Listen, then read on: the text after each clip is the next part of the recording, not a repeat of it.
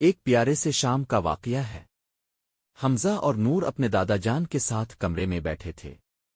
باہر آسمان سنہری ہو چکا تھا اور کمرے میں ایک پرسکون سی خاموشی تھی۔ تبھی دادا جان نے نرمی سے کہانی شروع کی۔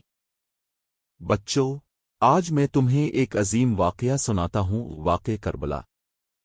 حمزہ کی آنکھوں میں تجسس کی چمک الفابیر آئی۔ نور نے دادا جان کے ہاتھ سے چائے کا کپ لیا اور ان کے ہاتھ میں تھمایا۔ دادا جان، کربلا کیا جگہ ہے؟ بہت ہی خوبصورت اور دور سے نظر آنے والی زمین ہے، جہاں ایک بہت بڑے انصاف اور قربانی کا پیغام دیا گیا۔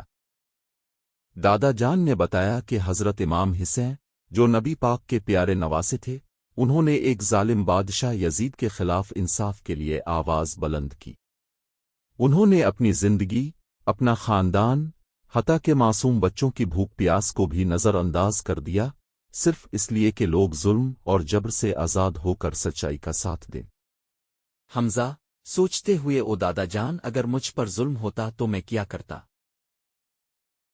دادا جان مسکراتے ہوئے، حمزہ بیٹا، جیسے امام حسین نے دکھایا، سچ اور انصاف کے لیے ڈٹ جاؤ، چاہے مشکلات کتنی بھی بڑی کیوں نہ ہوں۔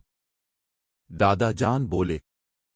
امام حسین کا قافلہ ایک گرم ریگستان سے گزر رہا تھا، جہاں دھوپ اتنی تیز تھی کہ زمین سے شعلے اٹھتے محسوس ہوتے تھے۔ بچے، عورتیں، بوڑھے سب پیاس سے نڈھال تھے۔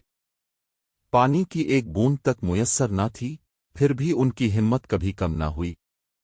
نور نے اپنے ہاتھ میں پکڑی چائے کی طرف دیکھا، پھر پوچھا، نور، دادا جان، ہمیں تو پانی بہت پیارا لگتا ہے، پھر انہوں نے پیاس پر کیسے قابو پایا؟ دادا جان بیٹا، انہوں نے دکھایا کہ حق کے لیے اپنی آرام دہ زندگی کو بھی قربان کر دینا سب سے بڑی بہادری ہے۔ 10 محرم کا دن تھا۔ سورج کی تپش اتنی شدید تھی کہ ریت سے دھواں اٹھ رہا تھا۔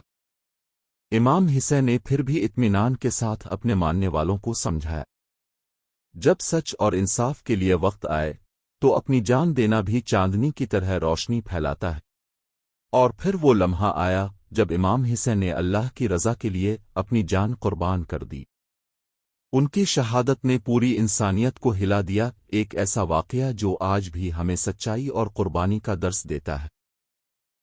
دادا جان نے آنکھیں بند کیں، گہری سانس لی اور آخر میں کہا، بچوں، واقعہ کربلا ہمیں سکھاتا ہے کہ سچائی کے لیے ہمیشہ کھڑے ہو، انصاف سے پیچھے مت ہٹو، چاہے طاقت کتنی ہی بڑی ہو۔ اپنی آرام دہ زندگی قربان کر دو جب مقصد حق ہو۔ حمزہ اور نور گہرے خیالات میں کھو گئے۔ آمنہ آپی نے نرمی سے مسکرا کر کہا، یہ کہانی ہماری زندگی میں بھی روشنی لا سکتی ہے۔ جب بھی کہیں ظلم نظر آئے تو ہمیں ہمت سے حق کا ہاتھ تھام لینا ہے۔ اور یوں بچوں نے نہ صرف واقعہ کربلا کو سنا بلکہ اپنے دل میں اس کی روشنی کو جگا لیا۔ جزاک اللہ خیر۔